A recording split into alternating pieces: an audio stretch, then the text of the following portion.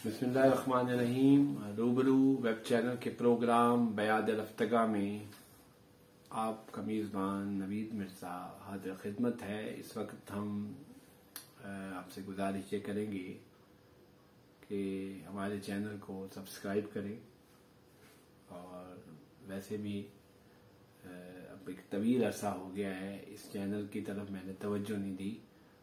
अब संजीदगी से प्रोग्राम भी लाए जाएंगे और जो गुजारिश मैं आपसे नहीं करता वो गुजारिश भी बार बार करता रहूंगा। आज बयाद रफ्तगा में जिस शख्सियत का मैं जिक्र करना चाहता हूं वो उर्दू अदब के नामवर नक्काद, मुहक्किक, शायर, मुदीर और सहाफ़ी जनाब डॉक्टर अनवर सदीद साहब हैं। डॉक्टर अनवर सदीद साहब सरगोदा में पैदा हुए दिसंबर 1928 में और लाहौर में 20 मार्च 2016 को इंतकाल फरमा गए। सारी उम्र उन्होंने शेर व अदब को अपना ओढ़ना बिछौना बनाए रखा। वो खबरें से भी मुंसलिक रहे और बाद रोजनामा नवाए वक्त के मैगजीन से उनका ताल्लुक रहा और उन्होंने मैगजीन में बहुत सारे कामों के अलावा एक तवील अरसा किताबों पर तबसरे किए, बहुत उम्दा, और उनका लिखा हुआ एक एक हर्फ कीमती है और वो बड़ी मेहरबान शख्सियत थे। इसके साथ साथ वो कई बरस तक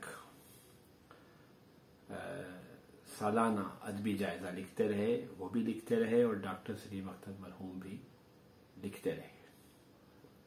लोग ये भी कहते रहे कि एक जायजा निगार अहमद नदीम कासमी साहब के हैं और एक जायजा निगार डॉक्टर वजीर आगा के हैं। हालांकि ऐसी बात नहीं थी। मैंने दोनों के यहाँ ऐसा कोई नहीं देखा जिससे लगे कि वो एक तरफ के लोगों को प्रोजेक्ट कर रहे हैं। और मेरा तो ये है कि मैं कासमी साहब से भी मिलता रहा और डॉक्टर वजीर आगा से भी मिलता रहा। मुझे दोनों ही बहुत अच्छे लगते थे और डॉक्टर अनवर सदीद साहब भी कमाल शख्सियत थे, डॉक्टर सलीम अख्तर भी कमाल शख्सियत थे। ये फासले शायद दूसरे लोगों ने पैदा किए। तो बात हो रही थी डॉक्टर अनवर सदीद साहब की। डॉक्टर अनवर सदीद साहब ने बहुत मायारी काम किया। उनकी 40 या 41 किताबें शाया हुई और उर्दू ज़बान व अदब में उनका एक बड़ा रोल है और उनके लिखे को हमेशा सराहा जाएगा। हमारी दुआ है कि अल्लाह पाक उनकी मग़फ़िरत फरमाएं और उनके दर्जात बुलंद फरमाएं और आप लोग भी, आप दोस्त भी उनके लिए फातिहा पढ़ें। डॉक्टर साहब ने 88 बरस जिंदगी पाई और उम्र के आखिरी हिस्से में भी अदब से जुड़े रहे। ये बहुत कम लोग होते हैं।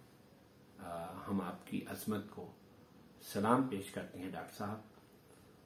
अल्लाह पाक आपको अपने साया रहमत में रखें और आपको जन्नतुल फिरदौस में आला तरीन मकाम अता हो। आमीन।